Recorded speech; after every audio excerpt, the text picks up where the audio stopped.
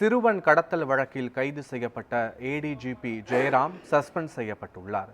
திருவள்ளூர் அருகே சிறுவன் கடத்தப்பட்ட வழக்கில் சென்னை உயர்நீதிமன்றத்தில் ஆஜரான புரட்சி பாரதம் கட்சியின் தலைவர் பூவை ஜெகன்மூர்த்திக்கு நீதிபதி வேல்முருகன் கடும் கண்டனம் தெரிவித்தார்.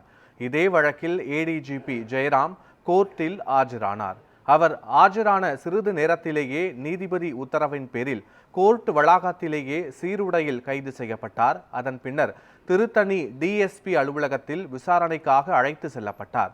அவரிடம் பல மணி நேரம் போலீசார் விசாரணை நடத்தி விவரங்களை பதிவு செய்தனர். இந்த நிலையில் குற்ற வழக்கில் கைது நடவடிக்கையை தொடர்ந்து ஜெயராமை சஸ்பெண்ட் செய்ய தமிழக காவல்துறை டிஜிபியை பரிந்துரை செய்திருந்தார். இதையடுத்து அவரை சஸ்பெண்ட் செய்து உள்துறை செயலாளர் உத்தரவிட்டுள்ளார்.